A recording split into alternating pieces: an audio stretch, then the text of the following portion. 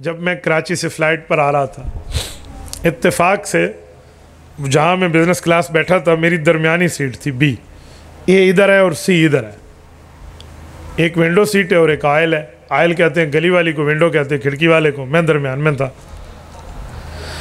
میں جو بیٹھا، میں الحمدللہ باوردی بیٹھا تھا، اس طرح جیسے مولوی بیٹھتے ہیں، باوردی سمجھتے ہیں نا۔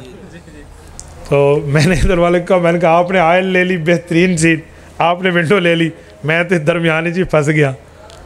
تو وہ دونوں ماشاءاللہ دنیا دار تھے، اور پتہ نہیں مولویوں سے شاید کچھ چھڑو تو مجھے کہا لگا مولوی ہوتے ہی درمیان میں، میری ذات پہ بات ہوتی تو میں سہ جاتا، لیکن میری کمیٹی پر بات تھی نا، علماء پہ تھی۔ میں نے کہا ایسا نہیں ہے، میں نے ہاں کمپنی پہ بات تھی، میں نے کہا جی مولوی درمیان میں نہیں ہوتا، مولوی اگے کھلوندے ہیں، سارے پیچھے کھلوندے ہیں۔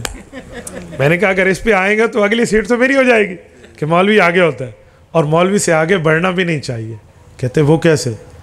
میں نے کہا مولوی آگے ہو، بندے پیچھے ہوں، سارے زندہ ہیں، نماز پڑھ رہے ہیں، اور کوئی بندہ مولوی سے آگے بڑھنے کی کوشش کرے نا اور آگے سویا ہوا ہو تو مولوی 4 تکبیراں نہیں سمجھے، لیکن مولوی تو اگے ودے اس دا حشر کیے 4 تکبیراں نماز جنازہ، ہاں آگے ود گیا نا، جو آگے چلا مولوی کی۔ کہتے بہت اچھا جواب دے رہے ہو، کیا کرتے ہو؟ میں نے اپنی کبھی انٹروڈکشن اور تعارف میں اپنے کالج یونیورسٹی کو پیش نہیں کیا، اگرچہ وہ تعلیمیں ہم نے پڑھی ہیں، وہ دنیا کی ضرورت ہے، دین کی تعلیم دنیا کی ضرورت بھی ہے، آخرت کی ضرورت بھی ہے۔ میں نے کہا میں ایک مسجد کی چٹائی پہ بیٹھنے والا مولوی ہوں۔ اچھا جی ہاں، گپ شپ لگی۔ کہتے 20 سال سے میرے ذہن میں ایک سوال ہے، آپ وہ مسئلہ حل کر دیں۔ بزرگ تھے کافی، ماشاءاللہ ایجڈ تھے۔ میں نے کہا جی پوچھئے۔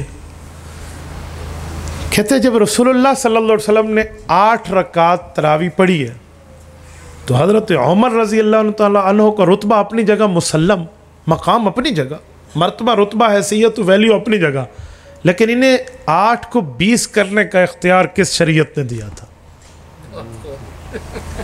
میں نے کہا آپ نے بات فرما لی کہ جی ہاں۔ انہوں نے ماشاءاللہ بڑی تسلی سے بات، میں نے کہا آپ میری بھی سنیں۔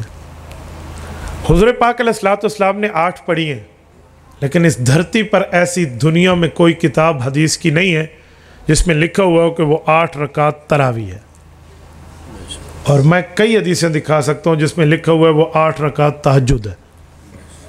اب تو یہ ان کی ٹیک لگ گئی، 8 پڑھی ہے، میں نے کہا پڑھی ہے لیکن تہجد ہے۔ تہجد اور تراویح میں فرق ہے، تراویح 2 کر کے پڑھی جاتی ہے، اور حضور کی یہ 8 والی تہجد 4 کر کے پڑھی جاتی تھی، صحیح بخاری میں ہے۔ یصلی 4 فلا تسأل عن حسنہن و طولہن۔ اما جان عائشہ صدیقہ رضی اللہ عنہ ام المؤمنین فرماتی ہیں 4 حضور پڑھتے، اس کی لمبائی اور اس کی خوبصورتی مجھ سے نہ پوچھ۔ ثم یصلی 4 فلا تسأل عن حسنہن و طولہن، پھر 4 پڑھتے، اس کی لمبائی اور حسن مجھ سے نہ پوچھ۔ ثم یصلی 3، پھر 3 وتر پڑھتے۔ میں نے کہا یاد رکھنا تراویح 2 ہے، یہ 4 والی ہے۔ اچھا، میں نے کہا نمبر 1۔ نمبر 2، تراویح با جماعت ہے، یہ اکیلے پڑھی جاتی تھی۔ نمبر 3، تراویح مسجد میں ہے، یہ گھر میں پڑھی جاتی تھی۔ نمبر 4، تراویح فی اول اللیل ہے، یہ فی آخر اللیل پڑھی جاتی ہے، رات کے آخری حصے میں، بڑا فرق ہے۔ اور تراویح میں تو پورا قرآن پڑھا جاتا ہے، یہاں تو چند خوبصورت آیات پڑھی جاتی تھی۔ اس نے کہا ماشاءاللہ آپ نے بہت اچھی بات کی ہے۔ پھر 20 والا مسئلہ کیا ہے؟ حضرت عمر نے کیا بڑھایا؟ میں نے کہا تھوڑا سمجھیے، آپ کو جو اشکال ہے وہ کھل کے پیش کیجئے تاکہ میں جواب دوں۔ کہتے ہیں حضور پاک صلی اللہ علیہ وسلم نے ٹھیک ہے 20 بھی پڑھ لی ہوں گی، لیکن ضروری تو نہیں ہے کہ ہم اتنا پڑھیں فلاں کر۔ تھوڑی سی میں سمجھ گیا کہ بھائی کو معلومات مضبوط نہیں ہے۔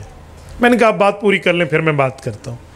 تو انہوں نے بات کرتے ہوئے مجھے کہا کہ مولانا بس حضرت عمر رضی اللہ تعالیٰ عنہ کو جب یہ حدیث پہنچی تھی کہ رسالت مآب نے فرمایا کہ میں اسی لیے اس پر مسلسل پڑھنے کا مسئلہ اختیار نہیں کر رہا تراویح پر کہ کہیں فرض نہ ہو جائے، تو حضرت عمر نے مسلسل کیوں شروع کی تھی؟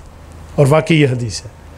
رسالت مآب نے ایک دن پڑھائی ہے، پھر وقفہ کر کے پھر دوسرے، پھر تیسرے، چوتھے دن نہیں پڑھائی۔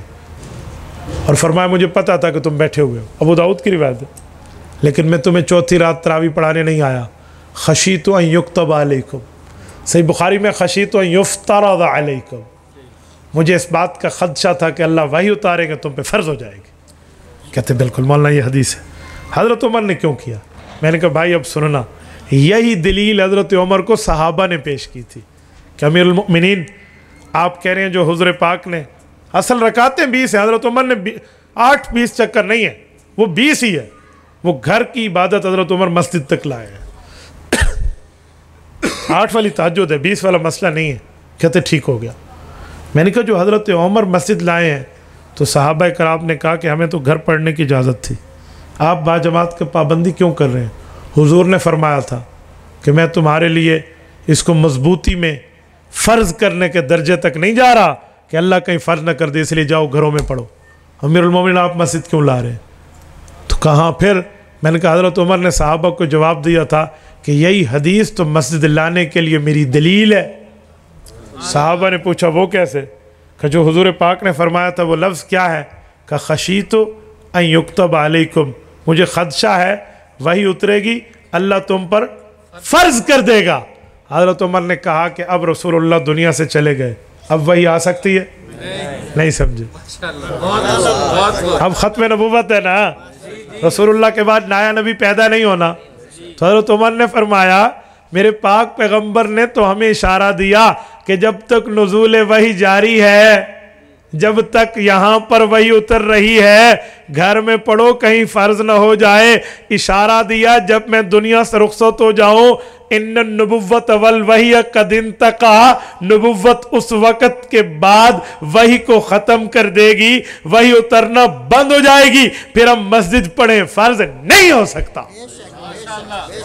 یہی تو حضرت عمر کی دلیل تھی کہ خشیتوں کا لفظ میری دلیل ہے کہ اس وقت یہ خدشہ تھا کہ وہی اترے گی، اب تا قیامت وہی نہیں اتر سکتی، وہی مکمل ہو گئی۔ اب مسجد آئیں تو صحابہ کرام اشش کر اٹھے تھے کہ امیر المؤمنین جہاں تیرا دماغ پہنچا وہاں عام بندے کی سوچ نہیں پہنچ سکی۔ یقین مانے اس بندے کی آنکھوں سے میں نے آنسو دیکھے، مجھے کہنے لگا اللہ آپ کو جزائے خیر دے، 20 سال کا جو اعتراض میرے دل میں کھٹک رہا تھا آپ نے حل کر دی۔ یہ تب ہوتا ہے جس وقت بندہ سوال کرنے میں سنجیدہ ہو، ضدی نہ ہو، معاند نہ ہو، تو پھر بندے کا سوال حل ہو جاتا ہے۔